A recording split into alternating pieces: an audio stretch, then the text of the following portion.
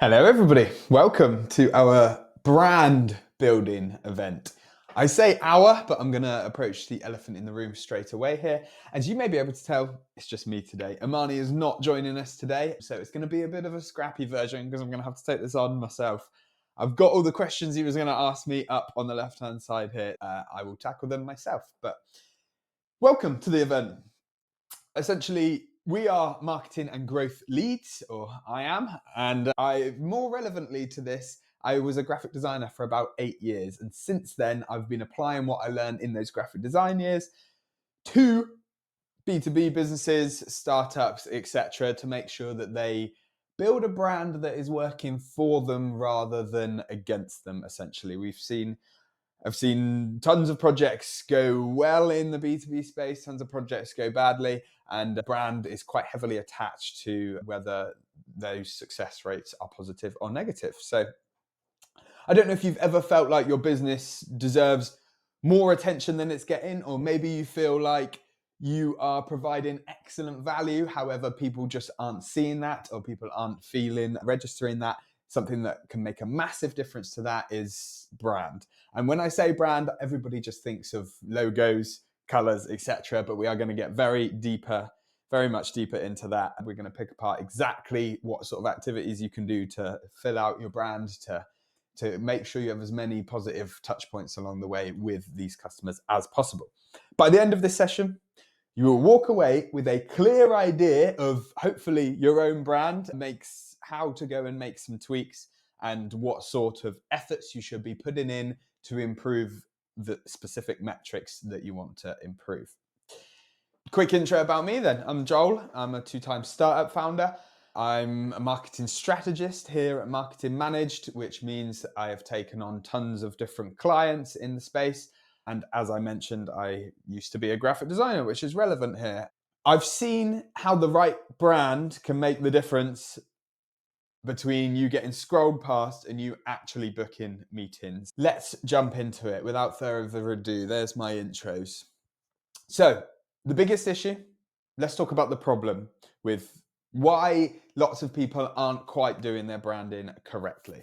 So, the biggest issue here is that great businesses with terrible branding, yes, what they provide is absolutely useful and valuable to the people that they want to be valuable for, but those people just can't seem to understand that message, don't seem to agree. Maybe it's very friction filled trying to bring people on board.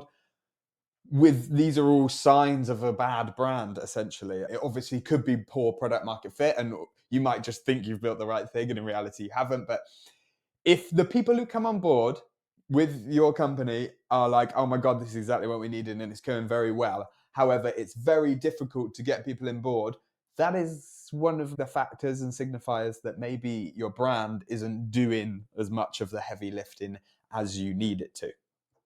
So, what exactly is a brand? Let's get on to that. So, think of a brand more as a reputation, and it's not just a logo, a package of colors, etc., that most people think of.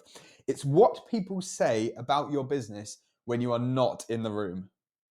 So it's really what people believe about your business, and it's not what people say to you about your business. It's what people say to other people when you're not around. How are they describing your business to other people? It's a promise of value in a way. Your brand tells prospects what to expect when they work with you and why the things matter that you are telling them, essentially. Your brand kind of carries this as a package. A brand is also an emotional shortcut to trust. Yes, you can build trust with loads of meetings and one-on-ones, etc., with lots of contact with your business and you doing good work for them. But if we want to get there as quickly as possible, brand is a mechanism that can help you get from they don't know anything about your company to being aware, to being nurtured, to converting. We can push them through that entire journey much faster, and it should build more engaged clients, more engaged customers, and longer retained customers. So also a brand is consistent personality and tone, consistent being the key word here. We can have personality and tone in ourselves, but we are creating a personality for this company. And it's very important for it to be consistent because The worst thing that people want, the thing that people least want is to sign up with a company where they're not sure whether they're going to get what they ask for or not. We need to be consistent in what we promise, in what we deliver, and brand is a perfect opportunity for you to state those things, to keep it consistent. And if you have an inconsistent brand, whether consciously or subconsciously, it suggests to potential clients that the outcome is also inconsistent. And they're probably right most of the times, let's be honest. If your brand is inconsistent and everything looks different all along the way, and everything they hear is different along the way, when they get to the actual product, it's probably likely that it's not going to be exactly what they thought was happening. I did a little bit of research into what people think a brand is as well. And I hadn't thought about this one. I've got it written here on my list, but it's alignment between internal culture and external perception. So yes, our core team might all be working towards the same values. We might all know exactly what's going on, but the people, the external kind of perception of our company is not that. The brand is how we voice what our team are trying to achieve. So that's a nice way of looking at it. It could also be a strategic tool for differentiation. So let's say your product service isn't particularly different or unique or groundbreaking from all the others. It can be the brand that sets you apart and make it seem fresh, make it seem unique. Or at least you can just use the brand to highlight what is unique about you. So if you do have this USP that other people don't have, the brand can absolutely accentuate that. One last thing on brands before we jump into defining the right brand for you is that it's a long-term growth asset. So brands compound over time. A good brand over time will lower your cost of acquisition. It should increase retention, as I mentioned earlier, and it should even attract the right talent. It's essentially everything that people think about you, and that's great for so many metrics along the way. However, it doesn't happen overnight. You can do a whole rebrand and design a brand guidelines and create a new website, and your new social media posts look different, etc. But if you just change that, it's not going to suddenly transform everything. You might budge yourself in the right direction, but it's something that compounds over time. They trust this personality that you've put out there, and they need less convincing to take the behaviors that you want them to take. So that's what exactly is a brand. Moving on to the next section. Defining the right brand for you specifically. And obviously, there is no right answer here. It'd be great if I could just say, this is what you need to do. Instead, it's a process that we can walk through the process together. So, we're going to talk firstly about your perfect customer avatar, or your ICP, or your target segment, or whatever you want to call them. However, you batch the perfect customers for you, however, you segment from all the rest. Hopefully you've already done that. If you haven't already done that, please go and do a perfect customer avatar or write out your ICP. And there's many different ways of doing it. But let's just assume that you have done that, because I believe that most of you will have. We firstly need to ask, what is it exactly that they want from us? Again, at all times in business, we're starting with what the customer thinks about us and what do they want from this experience. And then we build the business around that. That's the marketer's approach to this whole situation. So what do they want from you? And what do I mean by that? Do they want something refreshing and new? Do they want it to be modern and innovative, like nothing they've ever tried for before? Do they want it to be sturdy and safe and comforting? They've been using services like this since the 80s. Do we want to just fit in and be that safe play for them? Are they investing tons of money into you? Do you need to look like you are cutting edge of a particular industry? Do you need to look like you have had money for years on end? There's tons of little subliminal, subconscious kind of signals that you're giving out with your brand that suggest something about your business as a whole. So first thing to perfecting those is understanding what the people want. So if you could scribble it all down, maybe it comes straight to your head. People want, let's just say, a sturdy and reliable long-term partner to supply their business with whatever it is. So then we need to think about how that translates into design. So you need to think about What aspects of it's very difficult for a graphic designer to try and describe this, by the way, if you don't have design experience. What Now you have the list of things that people want from you. We just need to think about, in design terms, what exactly, and it's not always graphic design, but we'll get onto the others a little bit later, but just starting with the obvious ones. So logo, color palette, website, fonts, spacing, design assets, what pictures we're going to use, etc. Every time you go through picking something like this, all you need to ask yourself is, does it match what this USP or this ICP actually want? And does it match my USP on that note, actually? So are we positioning ourselves as the thing that people are looking for? Then, as a follow-up to that, once you've made those decisions, that should help your decision process, because obviously there's a million different photos you could choose in the world. There's tons of different design assets you can choose in the world. There's millions of fonts in the world.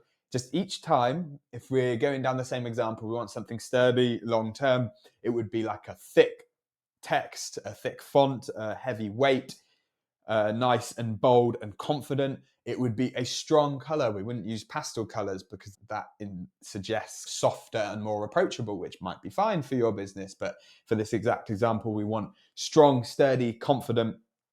We don't want tons of gradients and fancy whooshy things all over our website, because that would suggest that we were innovative and modern and things like that. We just want to make the decision. Every single decision along the way needs to fit what these people want. Defining the right brand for you, we also need to give the audience the ammunition to share their experience with you. So by that, I'm thinking more along the lines of messaging and copy here. Within our brand guidelines, we're then thinking about our brand. We want to think about tonality, what kind of phrases, what kind of words we use to describe our brand. We can even get as deep as, I don't know if some of you are in sales, but there might be battle cards or objection handling. That is an element of brand. When people say they have a problem with one thing, this is your response to it. That is you delivering a brand in a completely different way, but it's definitely something that needs to be thought about.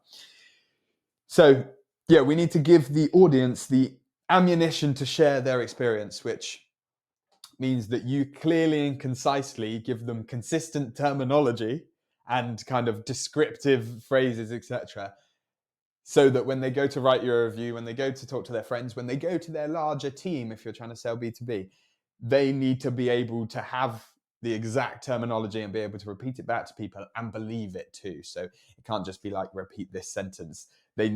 From everything that they've experienced, they've absorbed all this, and then they want to go and deliver that to the team. So you need to give them all the possibilities to be able to do that. A very helpful tip here, actually, a nice little activity that you guys can do, would be to define a key word that you want people to associate with your brand. So yeah, we're thinking about their wants and their needs, but just one single keyword, again, really helps with decision making. It helps when you're delivering sales calls, writing copy, etc. If you do have a word that springs to mind that you want everybody to associate with your brand, please throw it in the chat. That'd be great to get some people chatting and to hear what people are trying to achieve with their brands. So let's dive a little bit deeper into the next section, which is activities that build a brand. And what should we include in a very detailed brand guidelines? Shortly, actually, I'm going to show you some amazing example of brand guidelines from some very famous companies to get your juices flowing. What a horrible phrase that is. But let's start with daily brand opportunities that you might not know are brand building. So commenting on LinkedIn. Lots of us do that in the B2B space. We're on there trying to keep up our engagement.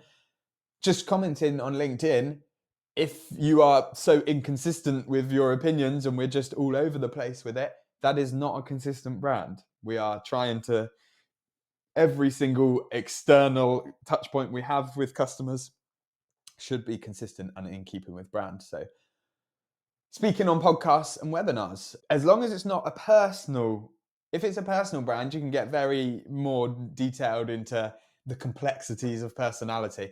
But if you're speaking on podcasts or webinars on behalf of your company, we need to mostly stick to brand. I'm not saying don't be human, but I'm saying don't say anything that is completely contradictory to our immediate brand. Replying to customer emails or DMs, pretty much the same thing as the LinkedIn one. Hiring decisions and how you describe your roles. Very important, because when you take somebody onto your team, they need to be absorbed into the brand and, again, in line and consistent with it. If when you're doing the hiring process, if you add a section into values and core beliefs of the company and your brand, then it can very much strengthen your team and improve your brand ongoing. Here's an interesting one. Choosing which clients to say no to. I have a feeling that most of us have been through this. It happens quite early on in B2B business, where you have some clients and then you start to realize which clients really don't work for us. And you start to learn to say no to specific ones and stop chasing the ones that don't make sense. I know I personally have been through that, and my life got so much better the second I started saying no to the clients that weren't going to work, and it gave me more time and more energy to deal with the clients that are working. So yeah, that also comes into a bit of brand building. If these people don't align with your brand's value, then don't take them on. Writing a page on your website titled "Here's How We Work." This can be a nice exercise for you as a business owner too, just to really get your ideas on paper.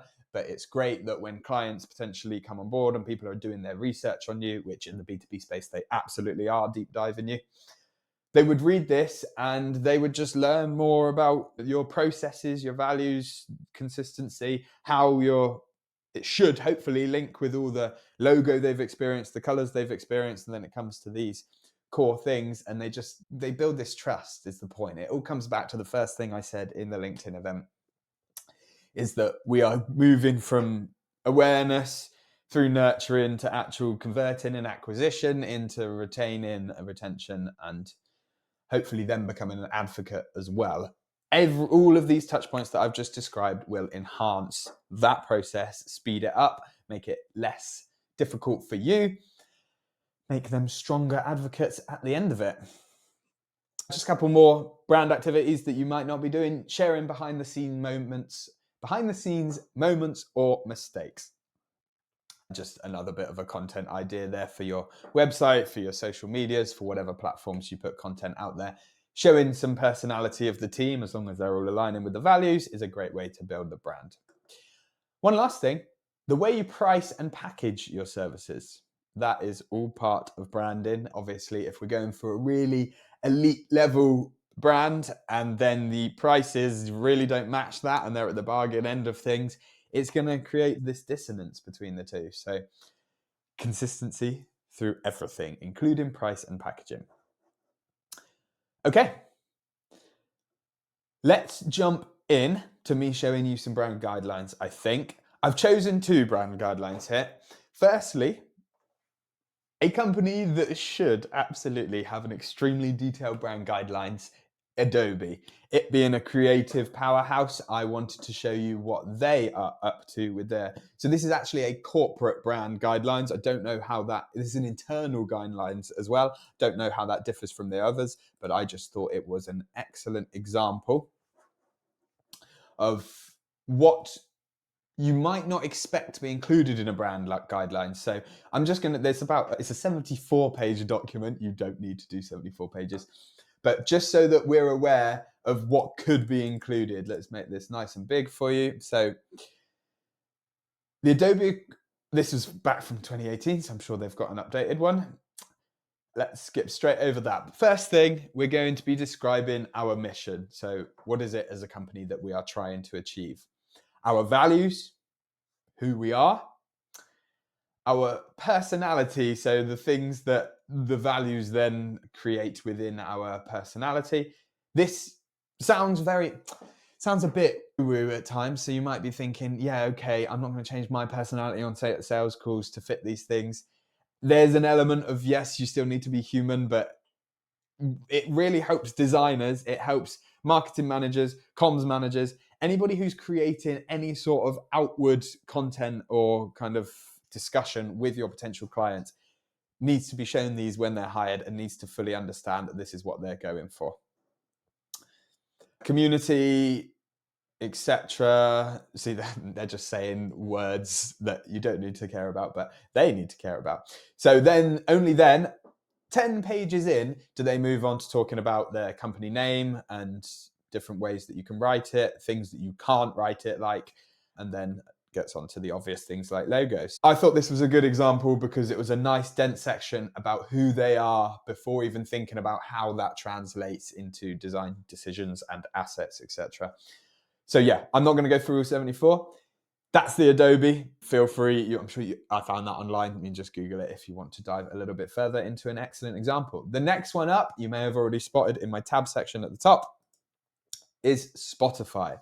So they focus a little bit less on the values, the mission, etc., and they go straight into the design here. I guess they've got 21 pages, so they might have a different. This is a partner brand guidelines. That'll be why.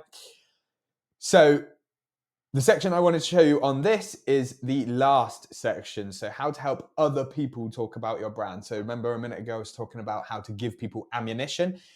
Spotify has built this brand guidelines to help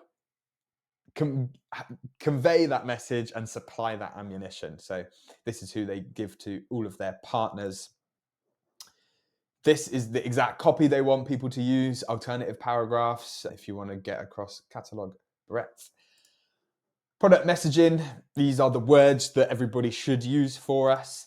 This is the premium version of that. And as you can see, it's just telling people what to do and also what not to do and being very specific about that, because otherwise people will take liberties and run away with your brand and it's going to become inconsistent across all these partners. If you're as large as Spotify, absolutely, it could be an absolute disaster.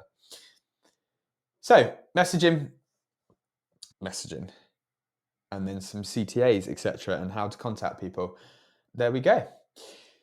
So that's another excellent example, and some of you might be interested just to, on the top, the kind of actual aesthetic sections, some things about, let's dive into the logo quickly just so that we can cover the basics. I only noticed this not that long ago, but the Spotify logo is not vertically aligned. It's not like central, it's tilting to the right slightly, which bugs me quite a lot, but you can choose how it's displayed on white, black, clear space around it, minimum size, etc., etc. The more specific you are, essentially the larger business you are and the less contact you're going to have with your actual branding output, the more specific you need to be on this kind of stuff. Hence why Spotify is extremely specific, because you don't want to run it up the chain all the time and get it approved. You just want it, if it matches the brand guidelines, you're good to go. You don't need to ask anybody what to do and what not to do with the logo. Color, and then moves on to partner messaging. So let me switch back to my original view. That was a couple of brand guidelines which I think are great. Now I want to talk about common traps within branding and guidelines. Having been a graphic designer for 8 years, I have had it so many times when people say, I just want it to look professional. Especially in the B2B space, they just lead with the description of professional. And yes, we all as designers are trying to make it look, we are happy to make it look professional for you. If it's a playful brand, obviously we're not going down the professional route, but it also unfortunately translates nowadays to forgettable. This may be increasing as time goes on because there's more and more companies to choose from. So there's more and more brands to absorb, and there's less and less attention from each individual person towards your brand because they have more options. And there's just so much more to consume in the world nowadays. We need to be less forgettable, and sometimes moving away from the professionalism of it can help you to be remembered. So there's a common trap that people fall into. They just want everything to be serious and neat, and then it looks like all the rest. There's a theme with the modernization and the minimalization. Is that a word? New companies keep getting new logos and they are making them minimalist. Some look great, don't get me wrong. Thinking of a recent example, Jaguar. Obviously, everybody was a bit, if you're in my circles of designers and business owners, it was a big news on LinkedIn, etc. I'm not saying minimalism is bad. I'm a minimalist designer myself. I would always do that. But they all just look very much the same nowadays. The logos are becoming curvier and rounder and more Swedish looking. And although individually on each level, they might be an improvement, I'm not one to say that any of these massive companies have done it right or wrong. But I would say that if you're trying to stand out for whatever reason, if you're trying to show your USP and stand out from people who have not crazy different offers to you, think about not making it as professional. Just some food for thought. Okay, here's another common trap. Thinking that results from a complete rebrand are negative. They often, and this is the problem with doing a rebrand, for a very short period of time, all of the metrics you're trying to improve will get worse, and it's very unfortunate. Negative results from a complete rebrand are short term, but the positive results from a complete rebrand can sometimes take years. And the really annoying part is there's no way to, it's expensive and difficult to measure whether your rebrand has worked or not. So you can always do surveys and do focus groups and things. But for small businesses, startups especially, you're going to do a rebrand. People then aren't going to recognize your brand. They're going to be a bit confused. Maybe you change your name and everything, and then that's going to be really confusing. You've wiped out some goodwill. Let's just imagine the people who don't notice your rebrand, so they know your original brand, unless you have a fantastic engaged audience and you can go and tell them that you're having a rebrand, most of those people aren't going to know you had a rebrand, and they're going to see this new company. If it's a whole new name, they're not going to know that it's the same company, and you've lost your goodwill from before. So just something to consider, that you are going to get a downtick in specific metrics the second you rebrand, unless you do it right. If you, for example, let's take Jaguar as an example as well. We have all spoken about Jaguar more than we have or for me, more than I have in my entire life in the last 3 months. I don't mind Jaguar as a car brand. I quite like their cars. But the second they did something crazy and out there, it was a fantastic PR stunt. I don't know if that was their intention. It absolutely might have been. So congrats to them if it was. They're very clever people. I'm sure they had that one sussed out, or the agency that they were working with did. But for us small people, we need to think of ways of just letting people know that the brand has happened, and so that we can carry a lot of that goodwill over into our new brand and reduce those negative metrics for the short term. Then eventually, once you have done a rebrand and you've got through that patch where the metrics have got slightly bad and you start to work your way back up, it's the moment where you get back to the metrics at how they were before, and then you start to see a positive increase from there. That is when you know that your rebrand actually worked. Obviously, there's lots of things that can change in the business at the same time, which might have affected these metrics. But what we are trying to do at all times is encourage people through the exact behavior, through the sales cycles, through the processes, and to take them to where we want them to be as quickly as possible. And only after a certain period of time after a rebrand will we get to that point. So there's a couple common traps and warnings, I guess, when you're going through a full rebrand. Okay. If we're wrapping up, we're getting to the end of this session here. I've waffled a little bit. Hopefully you've all enjoyed and you've got some value from this. If this hit home and you are serious about building a B2B brand that actually leads to the metrics that you want, to meetings booked, to higher attention, it essentially just lands and the thing you're trying to portray actually hits, then I am happy to offer a 15-minute completely free brand consultation. Essentially, the idea for this, let me throw a QR code up on screen and you can, there we go. If you just scan that, let me get the logo out of the way. If you just scan that QR code, you can book in a 15-minute session with me. What I will do prior to this session, I will scour the internet for your brand and write down everything that I find along the way. On top of that, I will write down everything that has made me feel or think about your company. So coming into that session, I will have judgments or pre-assessments of what I think you do and what I think like you are, why you're special and what your brand is trying to be. I don't want you to be offended by this. If it comes in and it's completely wrong, then it just shows that we need to do some work on your brand, because that is my honest outcome from researching you. We'll go through the list together. We'll see, firstly, if it's what you wanted me to find. Secondly, I'll make actual suggestions on what I think needs changing, what works and what needs changing. and then I will help you, point you in the right direction to actually make that happen, because obviously not everybody is a designer. If you're able to do it yourself, fantastic. If you're not, I know plenty of people in the space who can get this done at varying different budgets.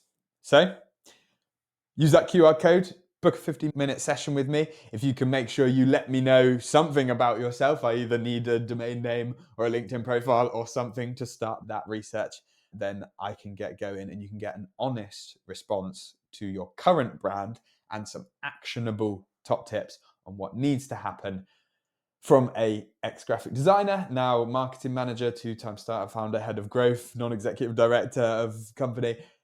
I do lots of things about business. I'm able to connect the two nice and seamlessly.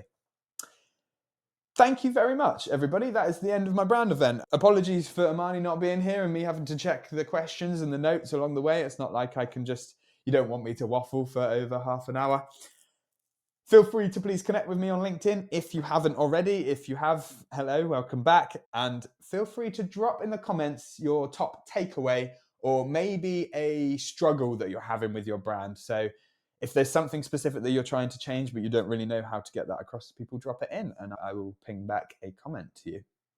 But otherwise, thank you very much, everybody, and enjoy the rest of your day. Goodbye.